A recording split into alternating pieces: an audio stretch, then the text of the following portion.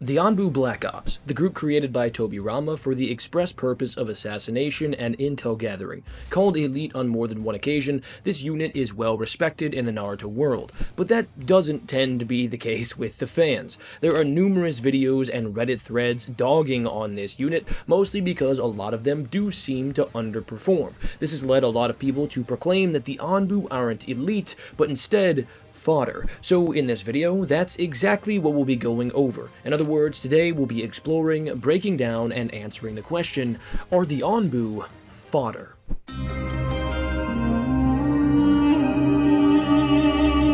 Before we dig into how strong the Anbu are and whether or not they're actually fodder, it's first worth going over what exactly fodder means, as well as what the Anbu is, how it functions, and what purpose it serves. First, what do we mean when we say fodder? You'll find a variety of different definitions online regarding this, but as far as I can tell, it's just a shortened version of the term cannon fodder, which is defined by Merriam-Webster as soldiers regarded or treated as expendable in battle, or an expendable or exploitable person, group, or thing. I think these generally fit the way it's typically used in the fandom, but I'm not necessarily sure that it would actually apply to the Anbu. There is also a definition for fodder that reads inferior or readily available material used to supply a heavy demand, which again could fit for the general usage of the term if we replace material with shinobi, but it doesn't necessarily apply to the Anbu as a whole in the way that we understand them. So I think a good definition that we could use to cover this term fodder in the context of anime/manga would be an inferior person or thing that is readily available to be used as expendable or exploitable material, particularly in the case of soldiers or warriors in conflict. Before we establish whether or not the Anbu would fall under this classification, let's first go over the Anbu itself. Anbu is short for Anatsu Senjutsu Tokushu Butai, directly translating to Special Assassination and Tactical Squad. This unit was created by Tobirama for the express purpose of intel gathering and assassination, as well as other covert operations of the sort. In fact, it's stated in Shikamaru Hiden, the bulk of the missions for the Anbu are assassinations and other covert missions in other countries, although we do know that they also operate in the village as well. Their missions are very secretive, as a lot of them require accomplishing goals that would directly negatively affect other villages, potentially leading to war and political unrest. This is likely why it's implied that a lot of the Anbu's missions don't even get reported, unlike standard shinobi missions. The Anbu isn't exclusive to Konoha though. This type of Black Ops organization likely exists in every village, and some of them even have subsections within their respective Anbu, with a good example of this being the Hidden Mists Hunter-nin. These shinobi are specifically trained and suited for infiltration, recovery, and quick and efficient disposal of the bodies of rogue shinobi from the Hidden Mist. In Konoha, the Anbu has something similar, with Danzo's root organization being its own sort of offshoot of the Anbu organization as a whole, abiding by Danzo's direct authority as opposed to the Hokage's. The root is implied to take on even darker missions than even the standard Anbu do, and Danzo also applies a much more stringent standard in terms of his control of his root soldiers, even going as far as placing a seal on their tongues that prevents them from giving out any information on Danzo or this mysterious unit. Prior to the Uchiha massacre, Konoha also had the Anbu serve effectively alongside the Uchiha police force as peacekeepers of Konoha, sort of like the FBI and beat cops in a crime show.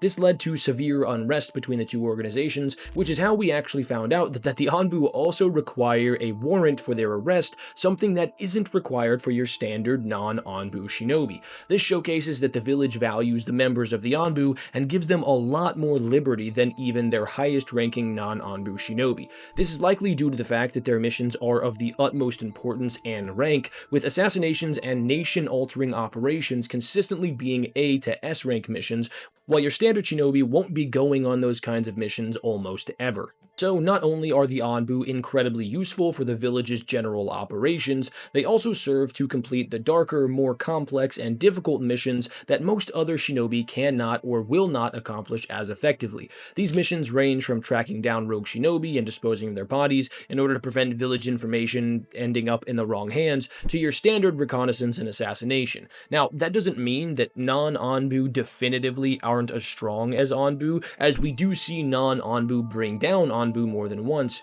but rather that there's a particular quality of darkness and personality type required in order to complete the types of missions that the Anbu are required to take on. This is why the darkness is sought out and emphasized as early as said character's academy days. Danzo takes this emphasis on darkness even further, even to the point of attempting to train the root members to not feel emotions at all by literally emotionally torturing them from childhood. So, in short, the Anbu Black Ops is a clandestine, secretive shinobi espionage organization with shinobi specifically recruited and trained for accomplishing the most difficult, complex, and darkest missions, usually involving covert intelligence gathering and assassinations. But now that we've gone over what the Anbu is, how it functions, and what purpose it serves, let's begin breaking down the strength of its members.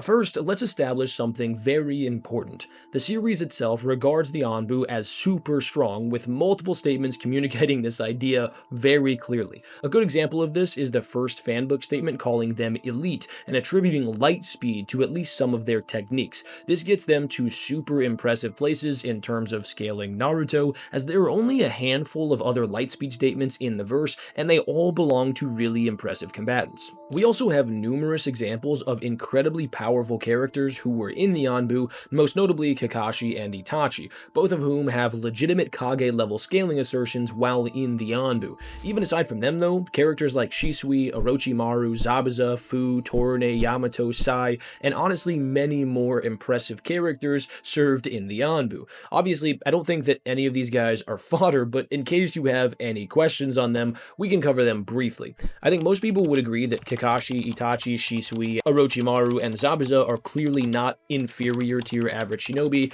and likely wouldn't be seen as expendable, as they're all significantly above your average shinobi in terms of combat ability. Kakashi was already one of the foremost shinobi in the village at just 10 years old, 2 years prior to joining the Anbu. Itachi is just stated to be able to take down the entire fighting force of the Uchiha clan save Shisui and Fugaku. Shisui is above the version of Itachi that can pull that off. Orochimaru is one of the legendary Sannin, regarded as one of the strongest people in the world, and Zabuza is one of the legendary swordsmen of the mist, strong enough to make Sasuke shake in fear, despite Sasuke being stated and shown already to be on the level of a Chunin. Some people have their reservations about the likes of Fu, Torune, Yamato, and Sai, but again, compared to your average shinobi, they're all really impressive. Not only are Fu and Torune able to react to and somewhat combat Obito, despite the fact that he's probably holding back there, they just have to be strong if Danzo trusted them to be the ones to help protect him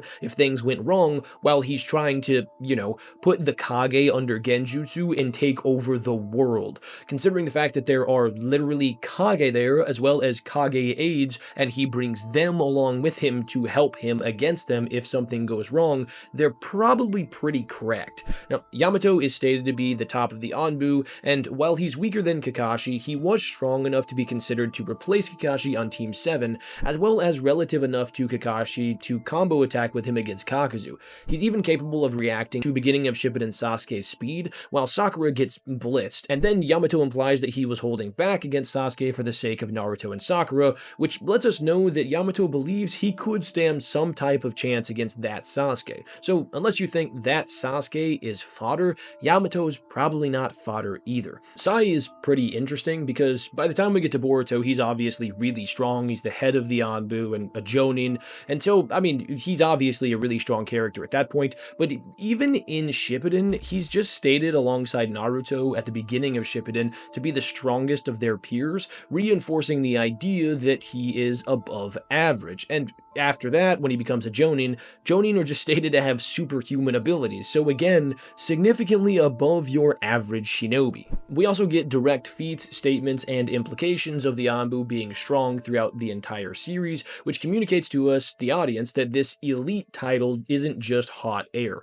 For example, during the Pain Invasion, we see Anbu members combat the paths, making a few gigantic jutsu to effectively counter their jutsu. Obviously, I'm not claiming that they're on the level of Pain, just that their jutsu were able to stifle Pain to some degree. And these aren't just like some small baby jutsu, they're kinda huge, so fairly impressive. More evidence of them being above your average shinobi would be the fact that the Hokage implicitly trust the Anbu for not only guarding themselves, but also the daimyo, which is not something you would logically do if you thought that the Anbu were buns. That being said, we can definitely say that the top tiers of the Anbu are actually super impressive, so the term fodder should not apply to them. However, those guys are not the only members in this mysterious group. That said, before we do hop into the lower tiers, if you're enjoying the video or maybe have learned something, make sure to like and subscribe. And I usually make a joke here, but I just want to say, in the spirit of this being my first video after Thanksgiving, I'm genuinely incredibly grateful for each and every one of you. And I hope you're enjoying the video.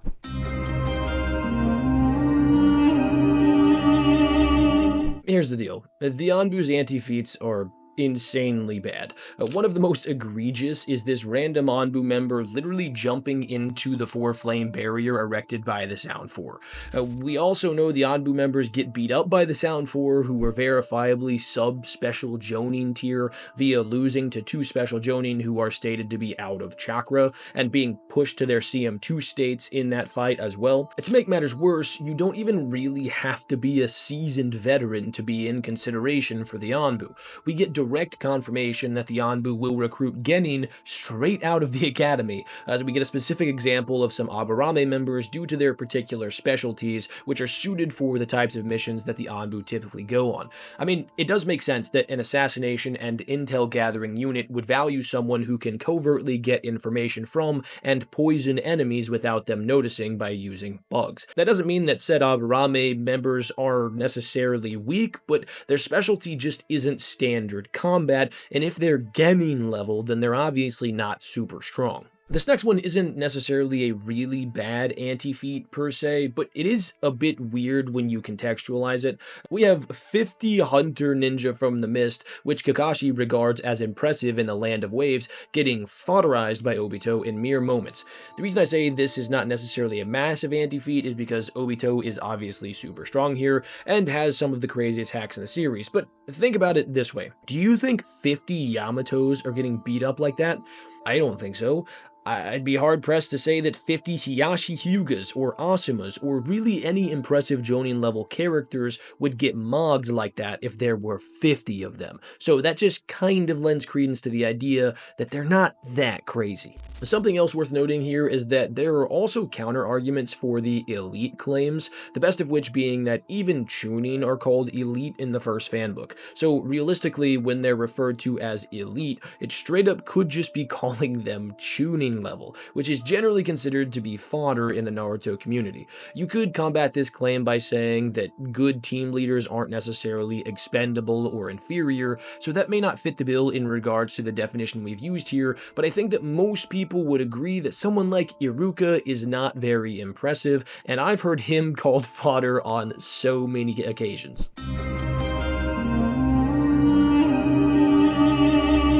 I think one of the main reasons why a lot of people see the Anbu as fodder is due to something called the Worf effect. This is something that I didn't know there was an actual term for until very recently, but I'm glad there is one because it's something that's clearly observable in the Naruto world in many ways. I just didn't know how to exactly articulate it. So, I'm not a Star Trek fan, but essentially there's a guy in the show called Worf who's regarded as powerful, but is constantly used as a feat for other characters when the writers are trying to communicate that those characters are powerful. They basically put the new character against Worf, and because we know as the audience that Worf is strong, if said character beats him, they must also be strong. Kakashi is actually used in this way in Naruto as well, with him being used as a barometer for strength a lot, and sort of scapegoated as that Worf character on multiple occasions. This is the case in his encounters with the likes of Zabuza, Kakuzu, and Pain. All of these encounters showcase to us as fans that these villains were the real deal because they're able to contend with or even defeat Kakashi, who we know as the audience is consistently stated and shown to be the strongest in Konoha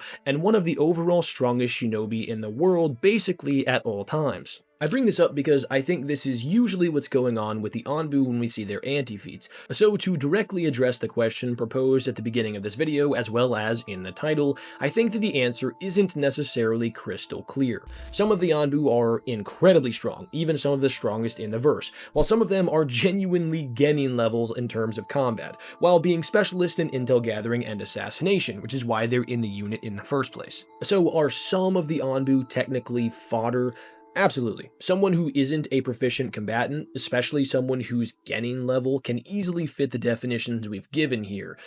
However, the Anbu as an organization is, in fact, filled with characters who would be considered elite, very powerful, and highly capable, and the types of characters recruited for the Anbu fill a particular role that is incredibly valuable for the village as a whole. This means that, overall, the Anbu are definitely not expendable or inferior, detaching the organization as a whole from the definition of fodder that we used earlier. But what do you think? Are they bums or are they goated? Let me know in the comments. But if you made it this far, thank you so much for watching all the way to the end of the video, and until next time, have an awesome day.